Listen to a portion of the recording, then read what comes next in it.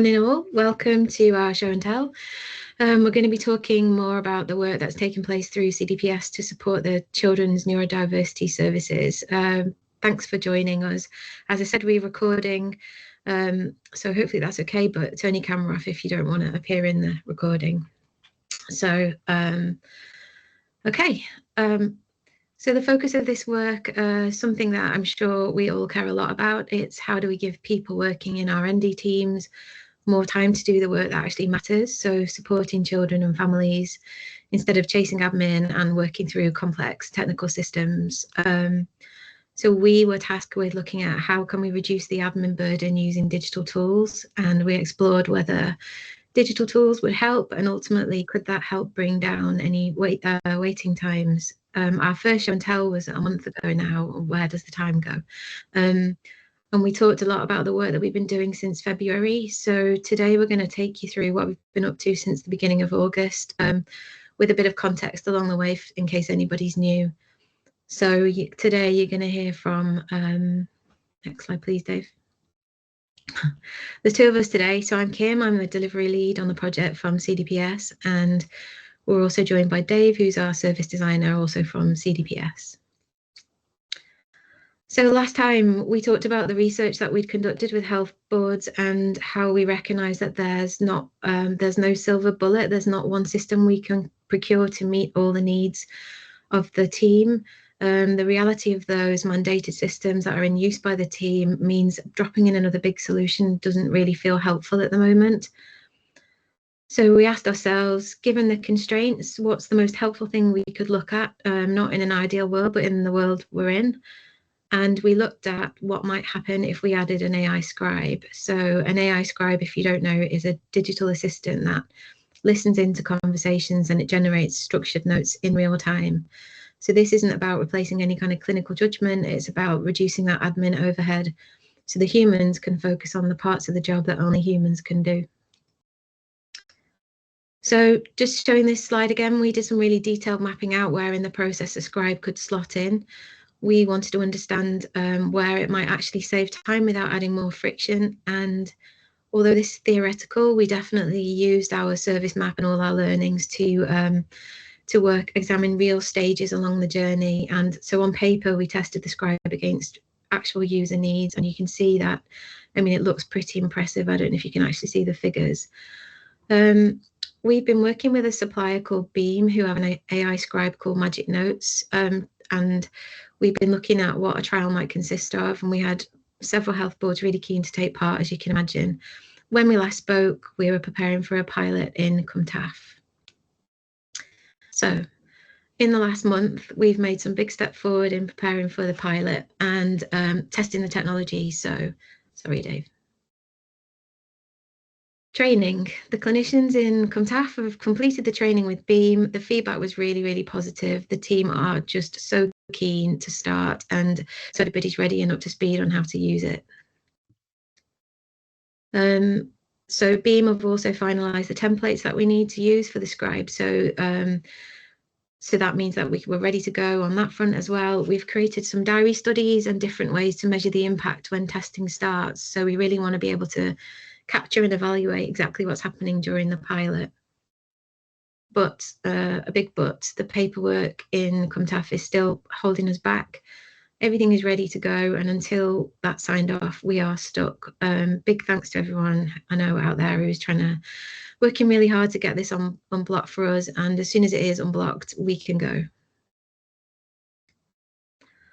So whilst we've been waiting, we've been making good use of the time. So we've been running some technical tests in a safe simulation setting at Swansea University. Dave's going to describe a lot more about that, what an incredible facility it is, and we were so lucky to be able to use it. But I really wanted to just separate two things. So when we started looking at what we might learn from any kind of pilot or testing, we ran a hopes and fears session with our community of practice of clinicians, and the hopes read a bit like this. I'm not going to read them out, but as a reminder, we know what the pilot is really, really important for. It's to test out these hopes. So the pilot is going to measure what value it brings to the team. So can we turn these hopes into a reality and get near to these kind of figures that we found with our research? But as well, we had, as you can imagine, there's lots of fears and worries about how this might work in practice. And when we looked in detail at the fears, we recognised that a lot of them are the things that we could actually test in this simulation environment and wouldn't have to reproduce those in a clinical setting. So really importantly, I really want to stress, like, we were trying to break this tool. Our aim was to see where we could bring it down. We didn't want to know what was working. We just really wanted to know where the boundaries are. Because those breaking points, those boundaries are the thing that are going to really help us come up with some principles and working recommendations for any future rollout. So again, with our clinicians, we came up with a set of tests that we were really hoping would actually hammer this tool. So Dave's going to go through them in a little bit more detail, but this is just the full list of everything we were thinking about. So Dave, I think you're up now. We can get on to the good bit about hearing what actually happened. Thanks, Kim. So we had, as Kim said, we had the opportunity to test this AI scribe in a most realistic setting that we could, without having to go through all the governance, which was at Swansea University. And before we go into the test results, we're not clinicians. There's only certain aspects of this tool that we could test. So we were looking at testing the speech to text, and that's stuff like strong accents, what there's like noises in the background, banging, closing doors, and the Welsh language. And the other part of it is where it gets that text and it summarizes it. Now, this would go into stuff like an assessment, like a patient summary, etc. Again, we're not clinicians. We can't look at that at the angle of how we'd expect that to be, but we can look at stuff like factual information, which participant was identified correctly or not, and patterns of speech. So this is what we'll be talking about in the context of the test. We know a lot of testing has been done on AI scribing tools in the past, but perhaps not in this context, in this detail. So we asked Beam to think about what have you already tested, what are you certain of, and where are the gaps in the testing. So that gave us things like less developed speech patterns of typical children, context of conversation, and understanding the conversation flow. So we added those together with the common environments of that what clinicians face every day, like children perhaps running about the room, banging, etc., all the noise that comes with that, quietly spoken children, etc. We then added the hopes and fears on top of that, which Kim showed, which was some of like the technical issues, that what happens if things fails mid-test, etc. And then we got some input from the clinicians on scenarios that we could test around all of that stuff. So we're really keen not to repeat stuff that's already been done. We did have some limitations of the testing. We had to do this pretty quickly in 4 weeks, so we didn't have child actors. We didn't manage to test on multiple devices, tested on a computer similar to the clinicians. The scripts were quite short, as we know, like patient assessments, 90 minutes. Our scripts were about 2-3 minutes. And also because we got a script, we're taking out natural language where people can't ask, pardon, what did you say? If someone's speaking in a quiet voice. So the scripting has to get it right first time rather than having that natural conversation between two people. And yeah, we're not clinicians. So we've made up 50 scenarios. We got in real actors, you'll notice a little star on there. And we went into the realistic clinics in Swansea. When I said the real actors, obviously we didn't have time, but we had Manon, who was starred in the Lego movie, the Welsh transcriptions. All the actors were like first language Welsh as well. So we were able to speak a lot of Welsh and test the device that way, but most of us just worked for CDPS. This was the facility, or some pictures of the facility at Swansea University. At the top in the middle there, that's where we spent probably about 16 hours in that room trying to break this AI scribing tool. It's mimicked to set up a clinician's setting. All the walls have got projections of what a clinic might look like. We could project ambient sound in the room, so we could have children chattering in the background with fire alarms going off. We asked the actors to cover the mouth, turn the back, go to the back of the room, run around the room, jump on the chairs. So we were quite thorough with the testing. The facility is fantastic, and it's often used by students, medical students. You can see there's like mannequins there that you could get to blink or scream. You could change the smell of the room to mimic that. And it's quite good for observing in there as well, with TVs, where you could sit in like a sort of green room area and watch what was happening in the room. Just a massive thank you, just to pause and say thank you to Poppy, Laura and Manon, who came down to support us in the day and ran through all the scripts. We couldn't do it without you, so thanks for all your support on that. As I said, we tried to get as extreme as possible with the assessments. We were trying to break this. I just wanted to play a little clip to give you a little bit of context around some of the sound. So hopefully this works. So this is a disruptive school environment. You should hear the chatter of kids in the background. Someone's running in the background, shouting something, and then the participants speaking at the front. I don't know, just sad. I had a nice time yesterday when the fire alarm test went off. So as you can hear there, there's lots of noise going on in the background, but the script managed to pick up on what was being said. To give a quantitative sort of measurement to the test, we use word error rate, which looks at the two scripts and thinks about substitutions, deletions, insertions, and divides that by the total number of words. For example here, which is a real world example, the spoken was I can think, but the transcribed was I can sing. So that would give us a 33% word error rate. So the higher that is, the worse it is. We want something like close to like 0% if possible. So we needed a script to read out, which took out, as I said, that natural human language of someone being able to say, sorry, what did you say? If they're a bit quiet, they had to read it out for word. And then we tested that against the automated script transcription, which Magic Notes produced. And Magic Notes records the sounds, you can listen back to it, but it also produces the transcript. We were using the transcript. So there's some really good stuff, and there's some stuff that we could improve, which is what we wanted to find, which helps us build those principles that Kim talked about. So to run through some of the good stuff, well, we think this is pretty amazing actually. Out of the 50 tests we did, the word error rate was really low. It was 6.6%. Just to give a bit of comparison, if there was a human transcriber, they usually get 4 to 5% error rate, like a professional transcriber typing out while someone's speaking. And Google and Microsoft, their proprietary software is usually between 5 and 10%. So 11 Labs, which is the AI that's their own proprietary tool, which Magic Note uses, it came in at 6.6%. But these were really extreme scenarios where we were actually trying to break it and whispering. So it was performed really well in terms of getting the words right. We know that clinicians often go into hospital rooms and there's no Wi-Fi at all, and they have to do assessment after assessment. So we tested what happens if you have no Wi-Fi, you've got slow 3G per connection.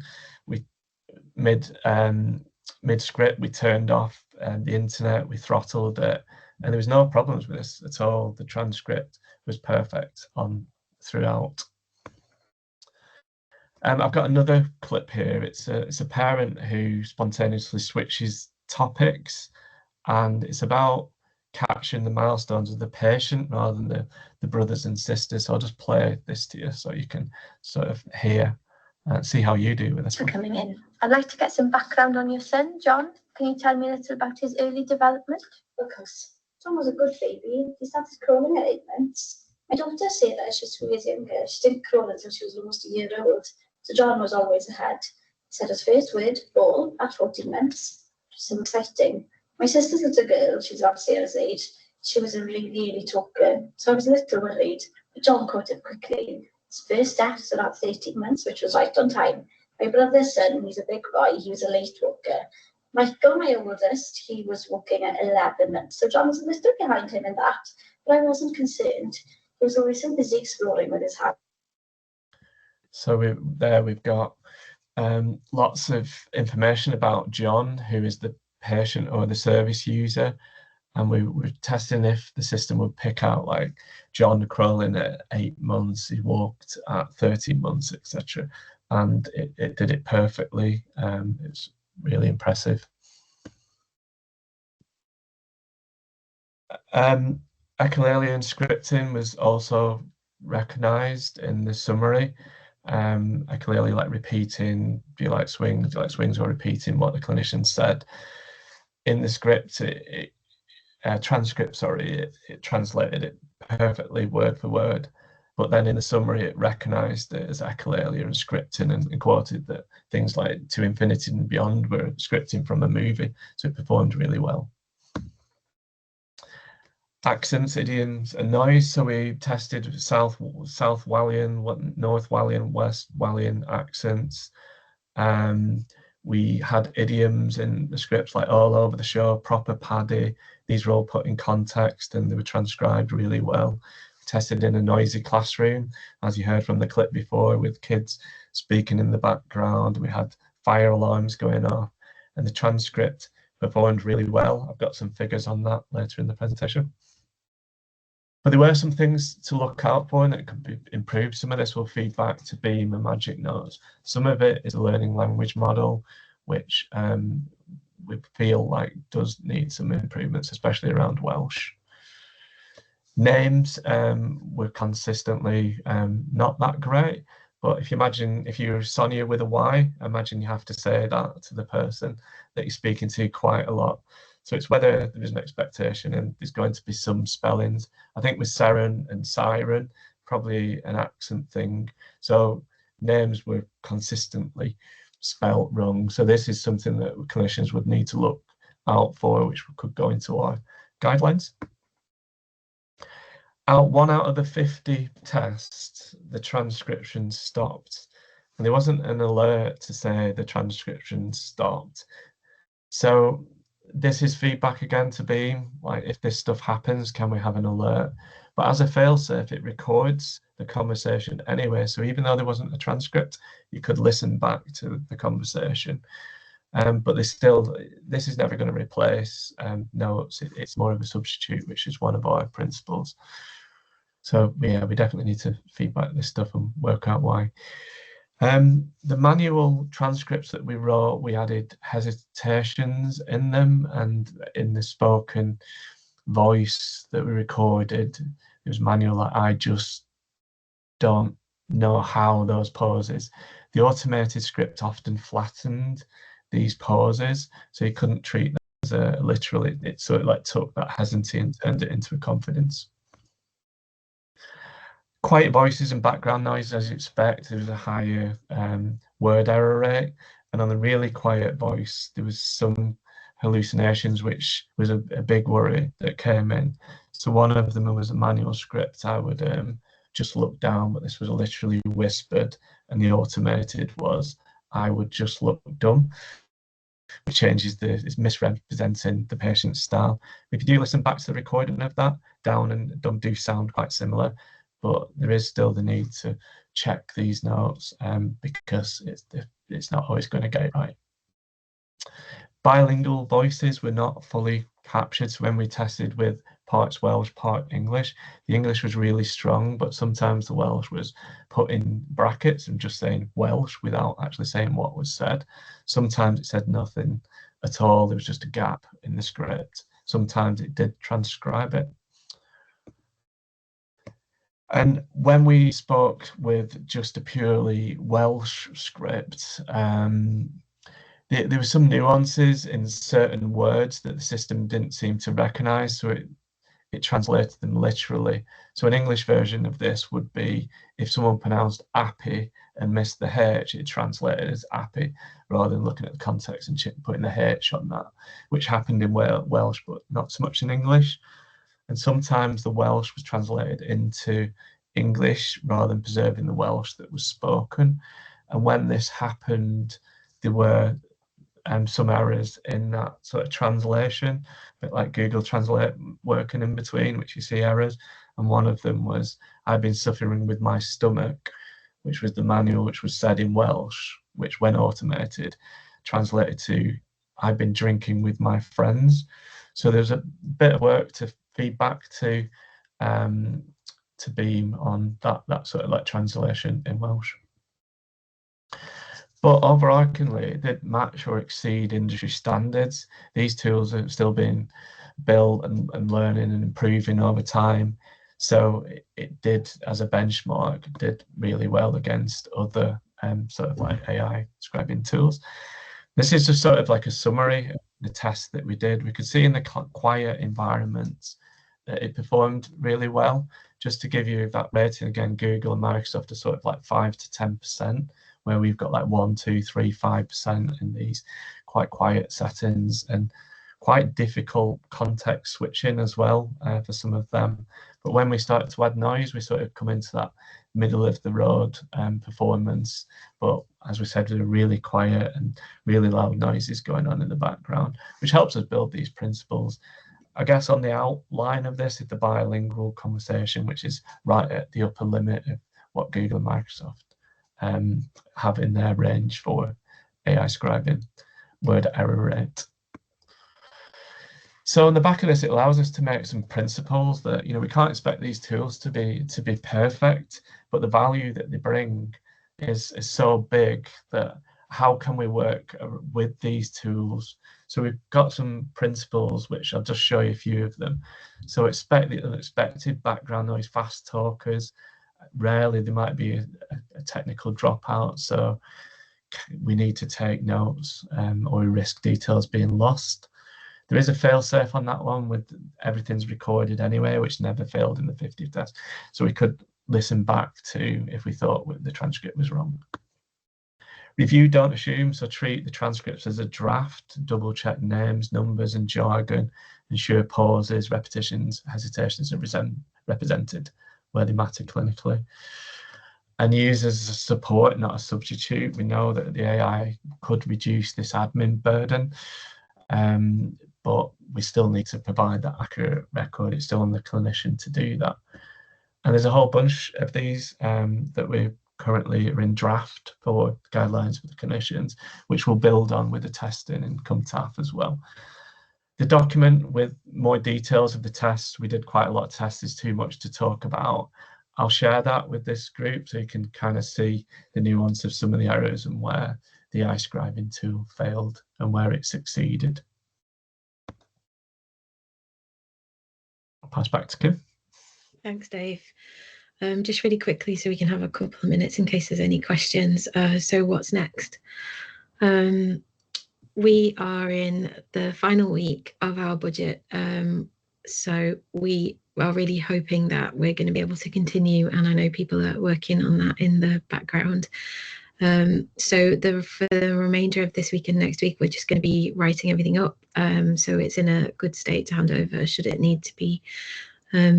But what we also hope is that we can go on to support some more work. So we want to support the pilot in CumTAF. Everyone's ready to go. We can't wait to see this in real world use. I think we're going to find out so much in those few weeks. It's going to be really exciting. Secondly, we want to support a pilot in a second health board. So we really want to see how it performs in different environments with different workflows and different pressures. And all of this will help us gauge what any kind of national rollout might actually look like and really cement those recommendations for use that Dave was just talking about earlier.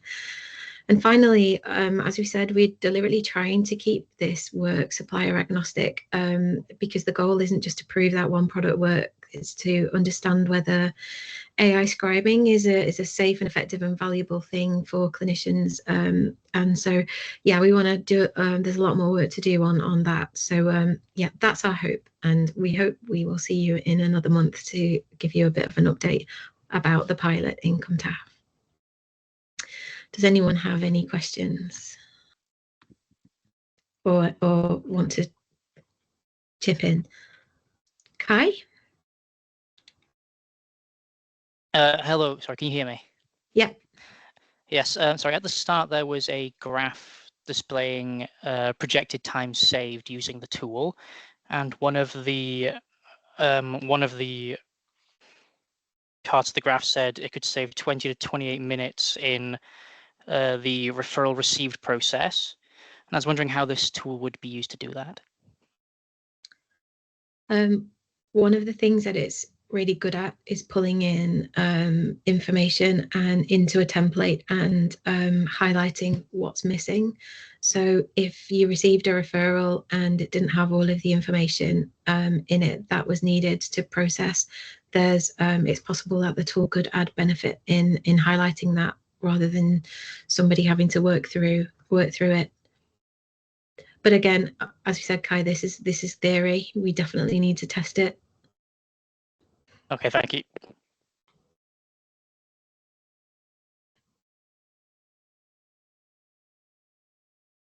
So? Yeah, I was just going to say just thanks so much, because you've been really helpful for us, and we really hope that you do get to continue with the work that you're doing, because it almost feels like you're in the middle of it as opposed to at the end, and you've really supported us in Hywel Dda, and I just wanted to say a huge thank you, and hopefully we get to continue to work with you and help us bring about some really, really significant changes. So yeah, I just want to say thank you. You're welcome, Sue. It's been great. It's been so good. Anyone else? Can't see any more hand up. Sean or Sally, anything you want to wrap up with, or shall we close? No, that's just absolutely amazing. I think there's some great evidence coming out of this, because this is not just about proving this works. We've been talking about the use of AI, etc., for the past, 18 months or so, and we absolutely need to determine whether it can do what we want it to do to shut down that question. There's significant savings to be made if it will work. We're out of ways of finding efficiencies in health, with thousands of children still need to be seen. This has got the potential to be groundbreaking, but if it's not, we need to decide that so that clinicians can get back to finding, or just we need to get through the number of children on the waiting list. So really, really hope, I know we've got Welsh Government, I know we've got really senior people in Welsh Government absolutely behind this work. So hopefully over the next week, we can find another way of continuing this project to test it in real life in Cynta. Hi, Kim. Just to reiterate what Sean said, also having we can't hear you, Sally. Sorry. Oh, sorry. Just to say that yeah, I only reiterate what Sean has been saying. We had the demonstration last week from Beam on Magic Notes, and the possibilities are endless and what it can do. Down to making it actually child and young person friendly in a format that is meaningful to them as well. So it's not just from a clinician point of view, it's also from what the parent, the child and the young person actually gains from it as well. So yes, we hope that we'll be able to continue the pilot. So Kim will be in touch. Great, thank you, Sally. Sue? Yeah, sorry, I meant to say, and I was saying many thanks, that if you are looking for the second health boards, I know we've voiced it before, that we're very, very, very up for having Magic Notes, and we're really excited by it, and so impressed with the demonstration and the work. So yeah, bring it down to us if you need to. Thank you. Great, thanks, Sue. Okay, thank you, everyone. Have a great day. Thanks Thank you. Bye. Bye bye. Thank you. Kim, could I have a word? And Dave? Yes, so